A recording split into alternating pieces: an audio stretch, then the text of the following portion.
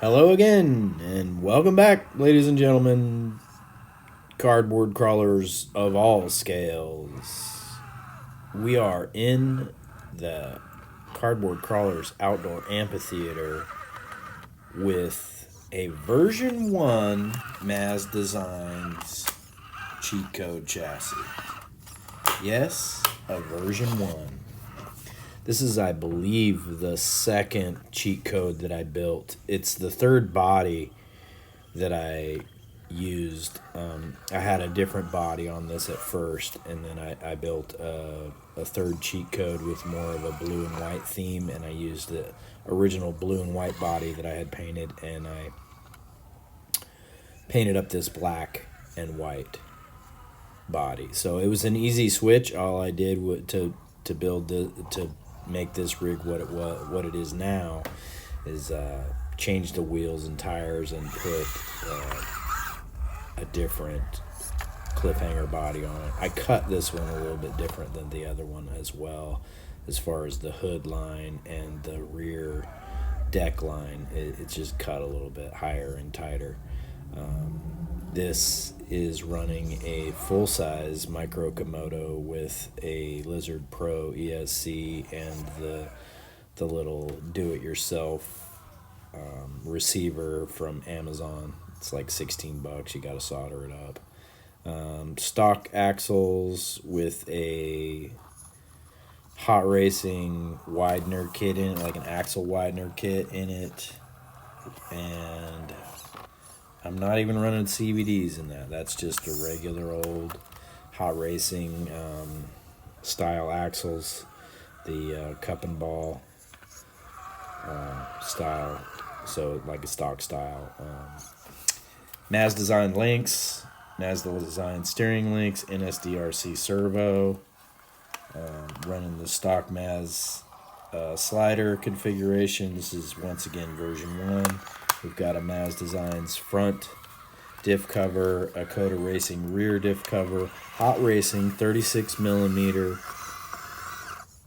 non-oil shocks in it. But the reason I'm running this today, a little flip over there, but a little quick hand of God fixed it up and put it back into a decent position. The reason I'm running this today is I want to make some changes to this truck. I feel like the big heavy Komodo and this small of a rig is kind of a detractor. It creates too much front bias, and in the wrong spot. It's up a little bit high, and it makes it kind of pushy. It like wants to, if it's climbing something and there's any incline to the left or the right, it wants to slide in that direction. So what I'm thinking about doing is putting a nano BAM into this rig and some oil shocks that I have sitting around. And then if I want to adjust the weight, I could throw some brass knuckles into this. I have a couple of different sets of knuckles laying around I could put on here.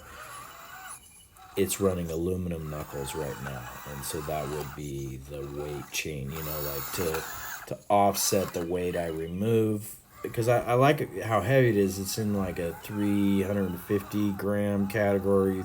Maybe it's a 360, but not much more than that. And I like the way it runs. It's a good running rig, and I think it would just be a little bit more comp capable if I got rid of that real heavy up high. You can see that the Komodo sits up there near the dashboard, right? So a lot of that weight is up high, and that could go into a different heavier rig. I could end up putting that in a Gladiator or something else. You tell me in the comments what you think I ought to do. I like the way it runs. I mean, it's a good running machine. You have a couple of hang-ups here and there. Maybe just putting the oil shocks in it would make all the difference in the world, make the changes that I feel like it needs to have. I'm running some Endura wheels on this with a Maz Designs. I think those are the Dozer cut beadlock rings on there, and you can see I only have 4 bolts holding those in. I just kind of put it in a cool little tricky pattern. These were like a test wheel and tire that I had been moving wheels and tires on and off of these rims just to test them out to do different things. So I was keeping it easy. Eventually I might put scale hardware back in them, but these work fine just the way they are. And it's a nice set of like just the standard Enduro wheel. They're gray, so they kind of look good in the background. It's just a silver on silver. And then that's a 57 millimeter Chirac Enduro tire with the CCX RC sapling insert in them. So there's a nice big air gap and then the saplings in there, and I really like the way that it conforms. It's got really good tire conformity, great traction in different kinds of conditions.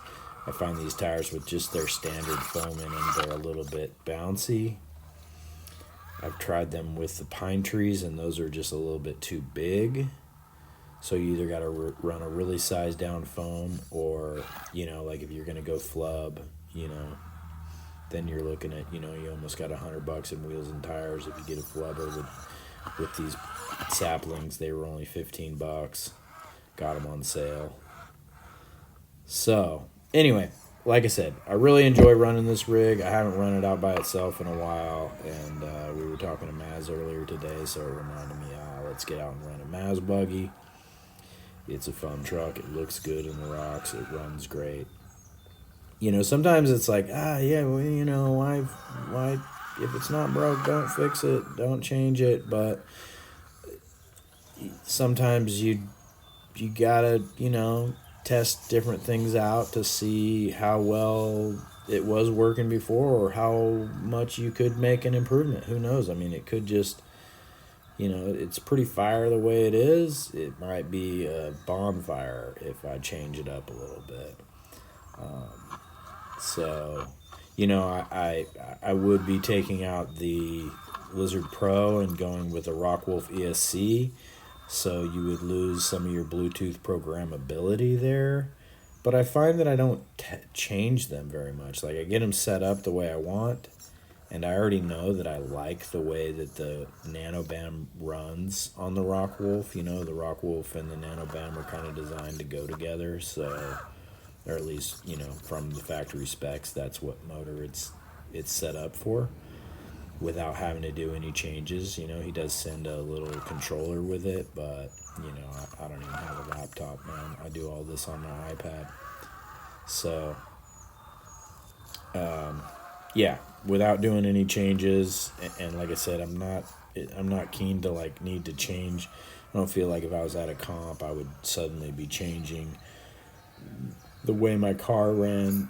I would just pull out a different car. So, yeah, I have enough of a quiver, so to speak, that we could just run something that's a little different. So, and I am building a different comp buggy on an XL chassis, but I do like this short chassis. I might even like to cut the rear of the bed off and make a little flat deck back there, put a little propane tank or something, ice chest. But who knows? I mean, she's a good looker the way it is, and a darn good runner too. So it's fun.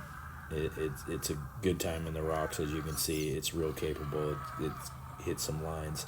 The rocks we were in a little while ago, right when I flipped over earlier in the dirt, and then we got into that set of rocks. That set of rocks is fully untested. I've driven in there once yesterday in the rain. All those rocks I brought them home one day, and then they'd been sitting on my lawn for a while, and I went to fertilize my lawn the other day, so I grabbed the wagon, moved all those rocks over to an area that's just kind of, storage rocks. It's not really set up yet. Like, a lot of this stuff, I've shifted these rocks around and made lines the way that I want them to be.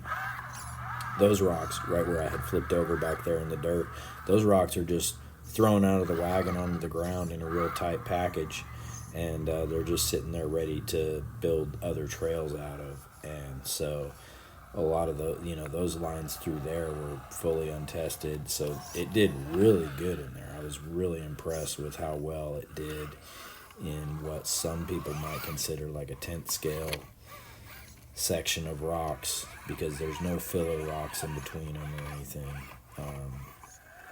And that sometimes makes all the difference in the world. Putting these littler rocks as you approach connectors, like right here, you'd never make it up onto those big rocks without them.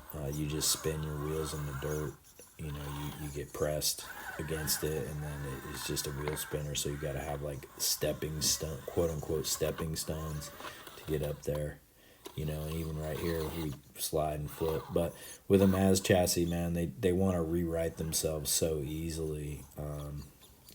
I know in a comp you don't want to get to that point, but this thing has such good side hill.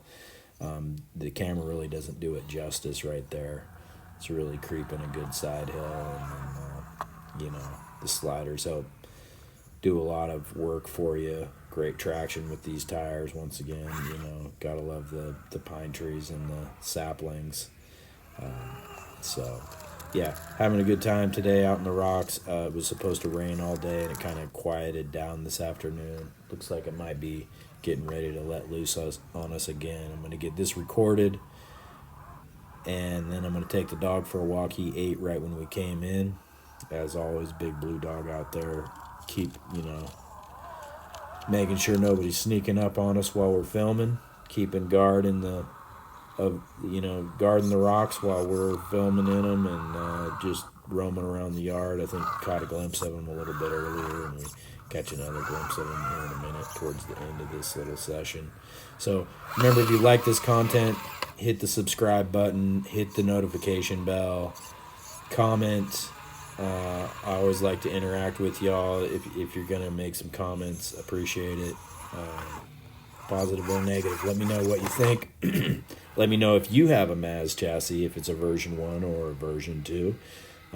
Slight changes in the geometry of the version 2, and then the sliding tray in the rear is a real, neat feature to it. I take advantage of it on my version 2 builds. Having that sliding tray really makes a difference. Especially, I'm just redesigning one of my version 2s right now. I've taken a WT Micros body off of it that I cracked the B pillars, or the A pillars too, and I'm remodding a gladiator body, a clear gladiator body that I had around. I've got it cut up and doved and bobbed and doved in the rear, and cut the fenders up nice high and tight, like flat fenders in the front. And so yeah, we'll get that painted up as the weather warms up here in the next couple days. Just kind of waiting for it to not be so humid out. And, yeah, so you can see right there how well those tires compress right there, and really give you all the traction in the world that you need. Those inserts really doing the job there. I might also, in the changing of this truck, eventually put on some Maz links. I said I had Maz links on it earlier, but I misquoted myself. I have a Maz front link, and it actually has Enjora links underneath it. I just realized. So yeah, because this was like before Maz even got links, I believe, when I built this chassis. So it just never ended up with some on them. I have some in a package sitting here, but I just never put them on. So yeah, like I said, hope you're all are doing well, and if you're not living vicariously through me, find another channel to watch. I know that I took a little bit of a staycation there for a minute, and wasn't giving you much content, but hopefully we're catching back up to it, and you're right back with me and enjoying it. And for goodness sakes, get out there and build a truck. If it's not one of these SCX 24s, maybe you're looking at the new 18th scales or whatnot, but these SCXs are really, really great, how much you can do to them. So appreciate y'all. Have a great afternoon, evening, weekend. Cardboard Crawlers out.